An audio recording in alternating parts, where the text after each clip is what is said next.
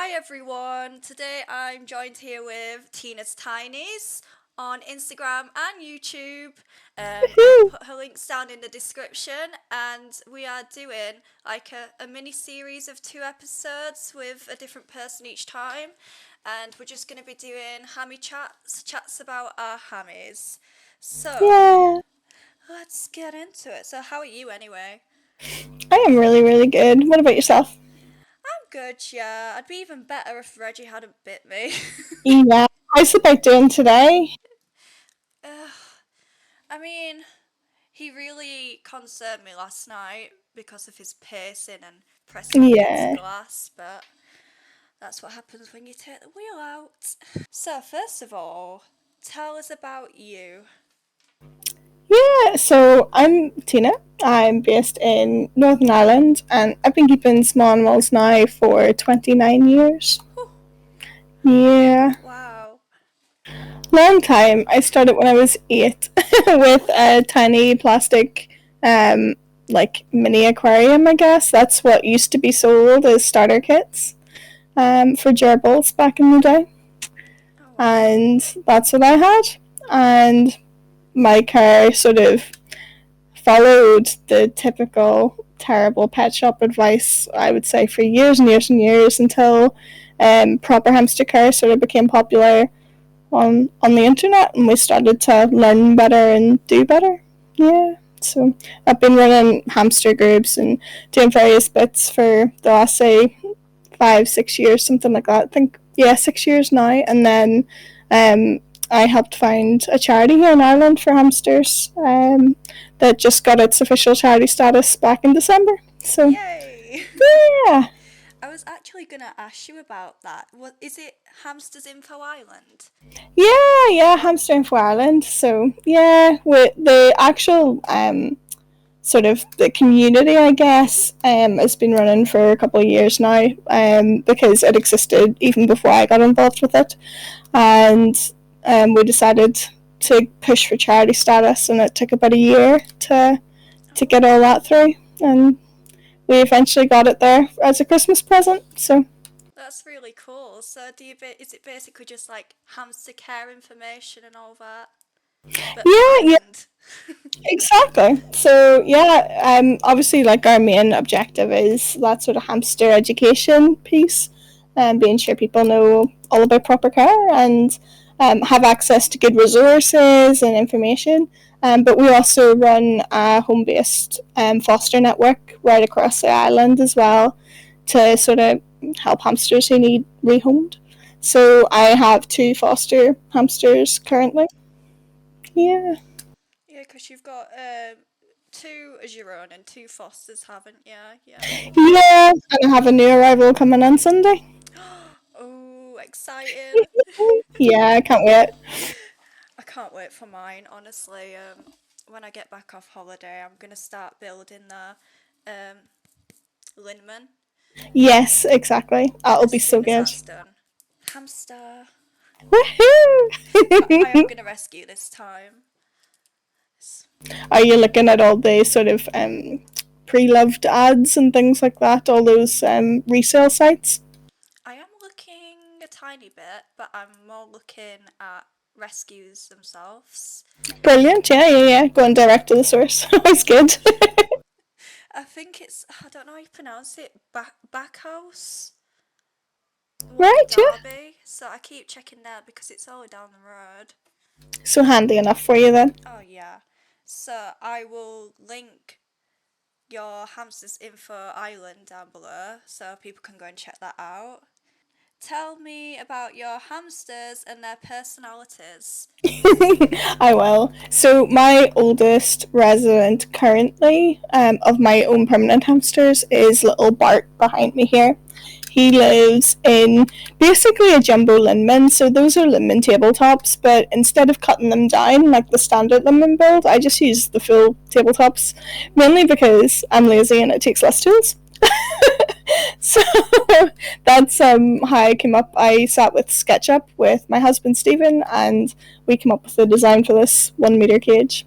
And Bart is not quite a year old. He's about probably 10 months old at this point. and he is a very laid back character. He was part of probably one of the most difficult rescues at Hamster and Ireland that I've been involved with. They were all called the bucket babies because we were asked to take one hamster who was listed on one of those buy and sell sites, and when our chairperson Sophie turned up, there was actually a whole family of hamsters, and they were keeping them in those tiny little rhodostack yellow and purple cages for the 2 males, and the 3 females were in buckets.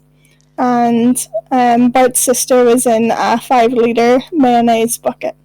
Oh my god. And that's how those hamsters were living. So sadly, I fostered Bart and Homer, his father, who was being kept with them, and sadly didn't make it. The Simpsons. But Homer didn't make it because he was really badly unwell when we got him. We nursed him back to health with good vet care, but he had been starved by Bart, because if you try to keep 2 hybrid hamsters together, especially 2 males, they compete over the food bowl, and little Bart was very obese and had been guarding the food bowl and all the resources away from his dad, so he had to go on a diet, and he's lost about 20 grams and now looks amazing. Yeah. He's a very friendly little boy, very, very laid back and chill, and he is a really funny character too. He loves seed sprays like more than anything in life, and he's just happy if he has like a piece of millet or sorghum or anything, he just goes wild for them. So yeah, he's my main boy. And then there's Clementine. Clementine was part of a litter that were taken in to Hamster and Ireland, and they were named after fruits. There were 4 siblings, and sadly one of that litter didn't make it as well. They actually had to be put to sleep because of a broken wrist that they got from being kept in improper cages. That wouldn't heal properly, and it started to ulcerate. So prognosis just was not good enough to save that hamster, sadly. So that was really, really sad. But all the other hamsters are absolutely thriving, and they're doing super well. They were all terrified when they came into rescue, but Clementine is super curious now. You put something new in her cage and she's straight over like, what's that? She's still not super sure on humans, but she'll take treats from us and things like that. She just doesn't want to be lifted, which we're A-okay with. I love that name. So Clementine? I've actually got them down here. I've done a bit of stalking. Yeah, I've got Bart, Clementine, and your 2 fosters, Amelia and Eros? Yeah, Eros, yeah. Oh, I got it right. So Eros is called Eros because they were little baby Roborovskis who were born in the rescue and were ready to be rehomed around Valentine's Day. So they all got romantic names. So he's called Eros, one's called Romeo, Posy, and stuff like that. All romance names. So Eros is really, really cute. He is becoming a lot more confident. That whole litter, like a lot of Roborovskis, were very much look but don't touch hamsters, but he'll totally accept treats, and he also gets quite nosy. So if you sprinkle something in his cage, he'll be straight out for it. His favourite thing to do in the whole entire world is to clean up his own enclosure. So if you put out forage, he gets like really into tidying it all up. So he'll gather all of that forage and clean the whole surface of his enclosure and then put it in his nest. He's the cutest. My hamster were like that. He just makes sense. Literally, the amount of sand in the bottom of that is unreal. I can't clean it out, it's too much. I know, at some point it just becomes a critical mass and you're just like, nah, I can't deal with that. So it just sits in the bottom of the cage until the next cage clean. Yeah. Miss Amelia, she is a young female Syrian, and sadly we've had no applications for her, probably because the stereotypes about female Syrian hamsters and how difficult they can be to keep. So she is probably one of the prettiest hamsters I've ever seen, like in person. She has the most beautiful black and white spotted coat, and her favorite thing in the world is dandelion roots, and that's what I use to like win her trust. She will do anything to get a dandelion root. It's mad.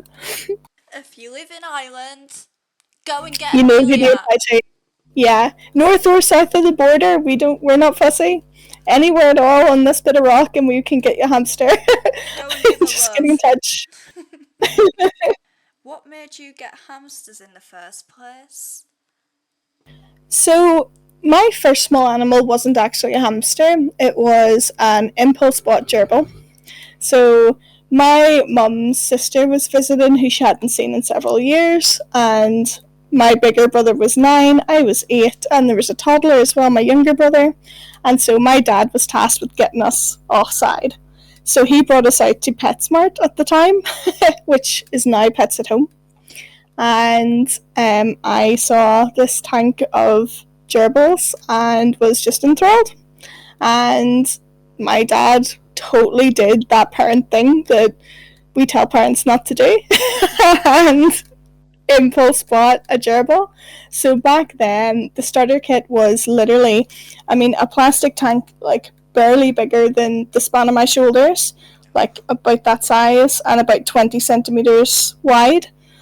I must find a picture of it and send you it. Like, they were dire, and it came with sawdust, not shavings, sawdust, and gerbil food, and a little bowl and water bottle, and that was £17 at the time, and gerbils cost £3.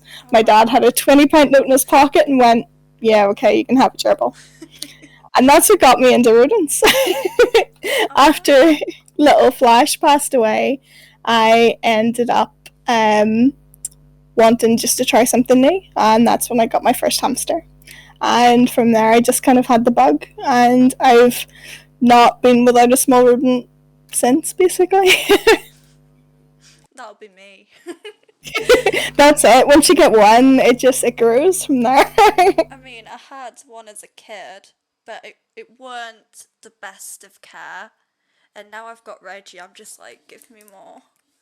I think that's like such a good point though. Like proper care makes hamster keeping way more exciting. I think that's something that people don't really appreciate at first.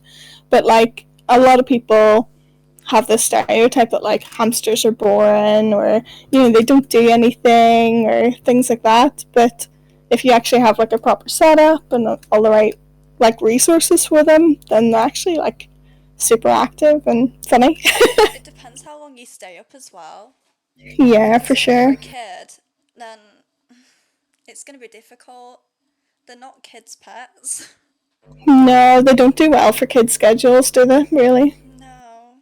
So, you told me that you've had hamsters for a good amount of years, but how did your care journey start and how have you progressed? Oh geez, I started by doing absolutely everything wrong. So I grew up in a tiny box bedroom that was 5'3" by 7 foot, and I kept my small animals in there with me. So as you can imagine, the cages were reflective of how small my space was. So my animals did not have much to do, and this was the bad old days in the 90s when you didn't have easy access to the internet and plenty of resources to go and turn to learn to do better. So that was the shape of my hamster care for the longest time. So although I've been keeping small animals for 29 years, I would say, oh geez, probably the last 5 to 10 have been useful years of keeping rodents, where my care is like really improved, and I've adapted to standards around me and things like that. And the first like 19 years was repeating that first year of poor experience over and over and over again. And I think that's a slump that a lot of people get into with pet care. You think that you've covered the basics, and then you don't really learn anything else unless you actually expose yourself to communities about these things, Yeah. So Well, we've all got to start yeah, somewhere. Exactly. I started to find hamster groups on Facebook, and that's what started my proper care journey, I would say. I think I started to find those in about 2013, 2014, and I started to moderate or admin on a few of them then by like 2015, 2016. And I started to work on some larger groups as time went on, and I think my career just started rapidly expanded from there to what it is today. Today I hold myself to like really high standards, like much above what like the UK and Irish minimums would be. So my own like personal standards would be a minimum of 10,000 square centimeters. So that's like a 1 meter squared box. Just like what Bart's in back there. That's like as small as I like to go. I am building something to hair smaller than that right now as a retirement cage for the hamster that's coming in the weekend, but that's because of his sort of condition and circumstances it suits him. But by and large, a lot of my permanent enclosures will be this size or bigger, and then my Syrian cage is 3 meters by 1 meter. That cage is amazing. Thank you. It was a lot of hard work. I think I mentioned to my husband yesterday that we'd have to build a cage for this new hamster, and his face, bless him, because he's still not over the cage build for Clementine because it was so much hard work, but it was so worth it. What is each of your hamster's favourite treats? Ooh, so Amelia, I was talking about already. It has to be dandelion roots. Not even from anywhere specific. Any dandelion root. She is not fussy. She She just loves them. So I think my last batch of those came from Hope's Healthy Treats, but she just adores them. For Bart, his is a strange one. So it's not necessarily a treat product, but for him it's definitely a treat. So there's this soil mix by Ham's House Co. That has like rose petals in the cocoa soil. He goes wild for it. I have a video on my Instagram. Like literally the second I pour it in, like his little nose comes straight out, and he's sitting like sniffing around all the rose petals. So he adores that. Clementine's just passionate about food in general, full stop. Like, you feed that girl and she's happy. But I think the thing that she sort of ripped into the hardest would be those dried, like corn on the cob trees. Yeah, I had a pack of those from Getsu, and she really, like, she demolished that. That's totally stripped now. And the first thing that she ate was the Mediterranean veg mix from Pride Rock Blooms. So of all the things in that big 3 meter cage, her nose was straight on that first. So that's probably one of her favourites. And then the little man Eros, again, doesn't really super have a favourite. I would say probably for him insects of all kinds. He likes grubs and mealworms and stuff like that. Probably the best, but he'll gather up anything that you put in. So they're all really different in a way. Yeah. Yeah. You see, I've got that rose petal soil and the yellow flower one. And Yeah. I never see Reggie go in his dig box. He only went in last night when he was poorly. Aww. Doesn't make sense. Poor little man. I haven't tried it with my other hamsters, and I have 2 new bags of it just to try it with everyone else because his reaction to it was so strong. So I'll have to report back to you and see what everyone else thinks of the Ham's House Co. Soil mix. It was a big hit with him. I think I've got a video on Instagram somewhere, and it's not sesame seeds, sunflower seeds. Reggie loves them. I literally up to his cage, give him a shake, and he just pops his head out. He's like, yes, I will have one, thanks. Top 3 hamster shops. Oh, okay, that's a hard question because I do too much shopping for my own good. Well, I'm a brand ambassador for 3 different companies, so I'll mention them first and kind of disclude them from the list for fairness. But I'm a brand ambassador for Hamnitcher, which makes like custom shaped dig boxes and hides and all sorts of really, really pretty stuff. Um, Also for pocket sized paws, where you can get all sorts of bits and pieces. It's amazing for all sorts of forage and like small chews and accessories. And then also a brand rep for Ham's House Co. And it's the personalised stuff that I love there. So those like obviously are my top three because I brand rep for them, but I'm gonna think of some more that aren't on that list just for fairness. You see, I can't put Ham's House Co in either, so I'm a Yeah. bit lost. But I think Small Sprouts Co is definitely a good one. Yes. Fantastic one. I actually just got an order. It just arrived yesterday of some sunflowers and poppy seed heads, and oh, they look so good. And the packaging is so cute as well.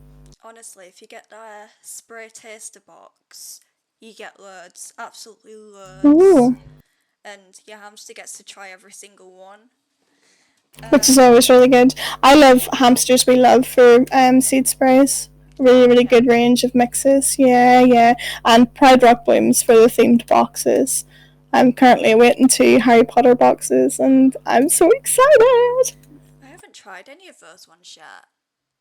There is a lot I'd like to try that are still my favourite shops, like Shire Paws. Oh yeah, fantastic, fantastic. Yeah. And is it honey 3 paw hides? They're Oh yeah, beautiful. Oh that's my third. yeah, for sure. Yeah. Honestly, we could probably wax lyrical on this because there are just so many good small businesses that are for hamsters or other small rodents. Like there's so many. Well, they're just the ones at top of our heads, so yeah. Oh, only three paws hides. I really They're want so one, cute. but I wouldn't know what theme. I know. I kind of think though, like maybe just a general theme, like forest or garden or something like that, which like sort of matches any cage. I think that would probably be a good one because then you can like reuse it. Top three hamster accounts. Ooh, this is hard.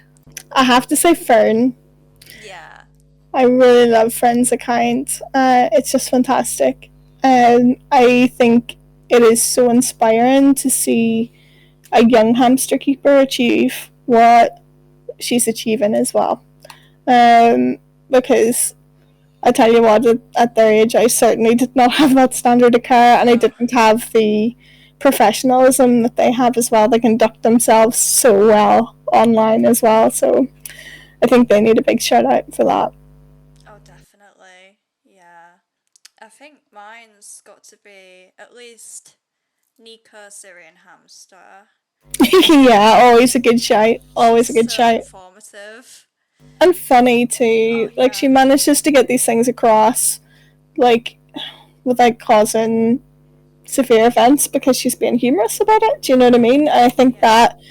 that sort of tempers it, or at least it does for a UK and Irish audience. Anyway, I don't know what other countries maybe think about that, but yeah, I think it goes down very, very well with keepers here at least. I think Eeyore, I don't know how you say Eeyore, Yes. Syrian Hamster, and Tiffany and Pets as well. Yes, both of those people as well just have the most immaculate vibes. Do you know what I mean?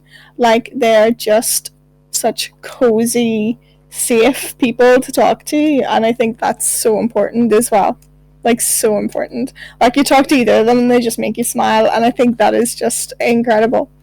Incredible. It's so hard to come up with just three because obviously, like I have a whole list of partners and like any of them could make the list. There's people who aren't on that list who are fantastic as well. There are people who run like fantastic like groups and like do a lot of activism in hamster care that could totally make the list. Like it's so hard to narrow it down to three. You'd nearly need like three in all sorts of different Yeah. categories to try to fit all the people in. I will give a shout out to the other trustees at Hamster for Ireland as well. I think Sophie and Steph, Indigo Hams and Sophie's, do incredible work. I'll be sure to give you their details for Instagram, Please, but they do please. so much work, and it's like unsung work, like behind the scenes work the reams of paperwork and stuff for a charity is like insane.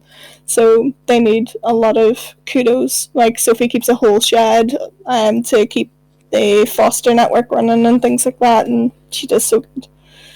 And then there are people who run some of the big Facebook groups and stuff too who need a lot of kudos for that, because I also run a big Facebook group and I know how hard it is. Like there's a lot of work that goes into it. So the likes of Hannah and Rebecca and Megan and people like that. There's Ophelia as well. There's Laws. Like there's loads of those people. They're iconic. I'll definitely send you their tags as well so that you can add them in. But they know who they are just from me mentioning their names, and they're appreciated. What is the Facebook group you run? I help admin on Syrian Hamsters UK and beyond, and then obviously the Hamstering for Ireland one as well, which is a bit smaller. Oh wow, cool. Yeah. Pet peeve in the hamster community. I think it's a pet peeve that I have with online communication in general, but my pet peeve is that people tend to talk at someone instead of having a conversation with someone. So you'll see it quite a bit in the comment sections of Instagram and Facebook and TikTok and things, where people will write a comment that isn't directed to the human. It doesn't mention them by name, does nothing like that. It doesn't answer any question that they had in their post. It just launches straight into what they wanted to say in some sort of statement that doesn't engage any other conversation. And I think that's probably my biggest pet peeve, because that doesn't inspire anyone to change or like do or support anything really, because at the end of the day we need to remember that to someone else online we're just some random person. Like, so we kind of have to have a conversation and get to know people if we're gonna inspire them to do good things and change. I think that falls into the same category as mine, really. Basically, how toxic the community's become recently. It's just Yes. everybody's horrible. Yeah, I'm working on something behind the scenes to try to help. I think I might have told you about it, but yeah, it'll be coming soon. Because honestly, the communication online right now in the hamster community is not good. No, it's like you can't do anything right. Everything's No, wrong. I know that's it. You see some people who, you can tell they have good hearts and they're striving for great things, and they still end up attacked for whatever reason. Yeah. And people so often aren't allowed to make mistakes and recover from mistakes. And so if you make one mistake, you're damned forever, instead of being able to be like, that was a mistake and I've changed X, Y, and Z. Thank you for letting me know. That's not Yeah. just not done. Totally get that. What is your favourite hamster accessory that's in any of the cages? Oh, jeepers. There are too many. I don't know. Do you know what? I'm actually really proud of some of the cage accessories that I made for Clementine's enclosure. So I'm going to say that. I'm going to toot my own horn on this one and say that some of the hides that I made for her are probably my faves. I did some custom multi-chambers and things like that, and the sides are wrapped in like hemp mat to make them blend in a bit more.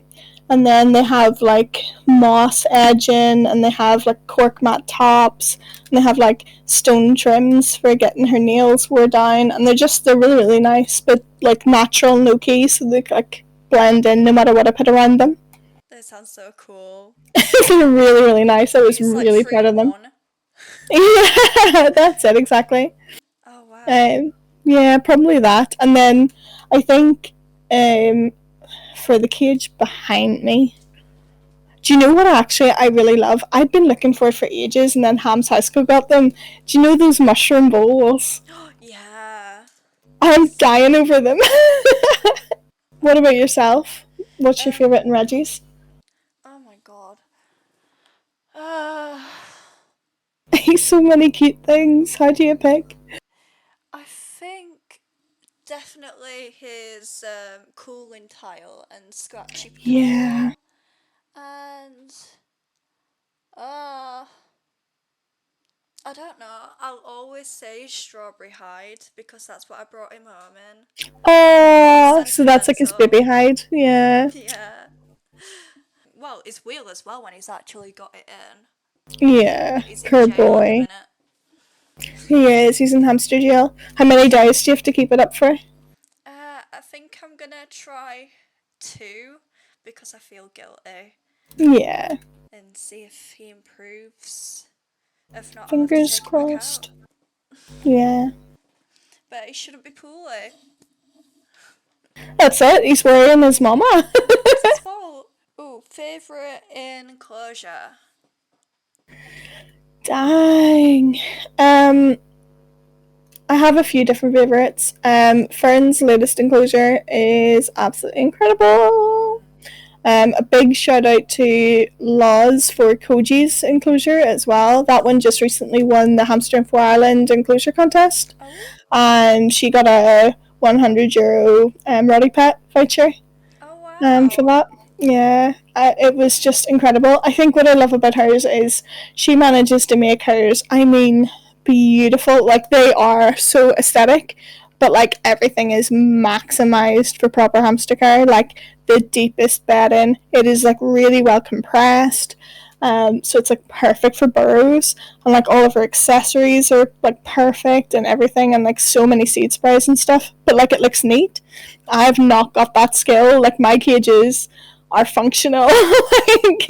like I'm never gonna win like a pretty contest for my cages. They just look wild. So like I look at her cage and like marvel. So yeah, I think they're probably my favorite. If I was to go for like cage models as well, just because I don't know who asked the question, like what way they want to angle, did they want me to pick a certain person's or like a model of cage? If I was to go for a cage model, if we're looking at 100 by 50 cages, my favorite of like the barred enclosures is the Mambo 100. I really like it because of the height. I use it as a foster cage, and I did like a 3-sided cardboard wrap around it, so the back has like 35 centimeters easy of substrate, and it's really nice that way. You can't really do that in many other barred cages easily, so I really really like that. The new plaza looks really nice too. If you're talking The basic XL cages, one. yeah, the 120. Ah. Yeah, it looks really really nice. How do you find the plaza? Because that's what you use. You see, it was really good, but since I've got the screens, I'm struggling to spot clean it because Right. I Okay. can't take the top off because all the screens will Oh. fall out. It took me half an hour to get it on because it kept sliding out at the Ah. back. So I've got to I gotcha. get in like that. So I So it can't makes it wait. awkward. I really can't wait for my Linman because you can just take it off. I think you'll love the lemon. I think anyone who can DIY, I would super urge them to, because the lemon tabletops make it like ridiculously easy to make a really impressive cage on a relative budget. Like, cages, no cage is cheap anymore. We're in 2023 and a cost of living crisis. Like, nothing's cheap, let's be real, but like affordable enough, and like you get a really good cage out of it. I think you'll be delighted with your lemon. I think. I mean, it's already working out cheaper than this one. Yeah, yeah. Especially see because you have screens, like for sure. And it's bigger.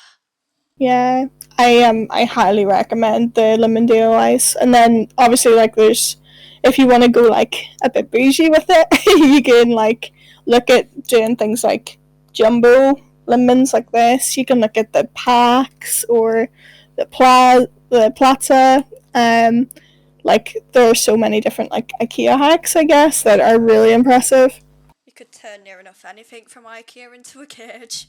Oh geez, any wardrobe really? Like put Yeah. it on its back and there's a box, like easy enough. Right, I think I've got one more question, which is you are on about starting a podcast. Tell me a bit about that. Yeah. So I wanted to start a podcast because I think there are so many interesting characters in Hamster Care that would be fantastic to hear a bit more directly from. Like we get glimmers and glimpses of a lot of people on things like Instagram and things like that, but I think some long form content that like we can really get deep about like the bigger issues and like real technicals for like the hamster geeks out there like us. I think it's just one of those things that just really speaks to me, and I think seeing hamster talks and panels and Q&As just in general gather quite a bit of interest, kind of like just sparked my imagination, and I was like, yeah, I want to do that. So I opened up my DMs on Instagram for people who want to be a guest. I'm still open because I'm still formulating the schedule. It's probably going to take me another 3-ish weeks just to come up with like how my format's going to work, what tools of the trio I want to use, things like that. So I'll be writing back to everyone who showed interest in another few weeks and start the first episode. Probably by the time I'm wrapped up, probably October. So I'm really excited. Yeah. Special. I know, right? Spook season episodes, yes. Yeah, it's like you can't fit everything in one episode. It's just got to be No. a topic each one. That's it, exactly. And like, this is the thing about the hamster community too. Like, each of us brings something really unique. So, like, I can talk to you about, say, like, a hamster charity, for instance. Someone else will talk to me about maybe like what it's like as a new keeper in 2023, because that's a perspective I don't have. You know, someone else might tell me what it's like to do panels at Hamster Fair. Someone might tell me what it's like to run a large YouTube account. You know, everyone brings something like really, really unique, or like a unique take on an issue or a topic. Some people have like really interesting rescue stories to tell. Like, just everyone who's written to me so far is like something that they want to talk about, or like a passion or something that they want to like bring out in the podcast. So I think it's going to be great. Yeah, it will be great. Like, I love listening to podcasts whilst I'm setting up at work, and it'll just be amazing. It'll be So perfect. excited. Yeah. So, I think that's everything. Well, everyone, that concludes our Hammy Chats with Tina. Please go and show us some love once again. I've linked everything down below.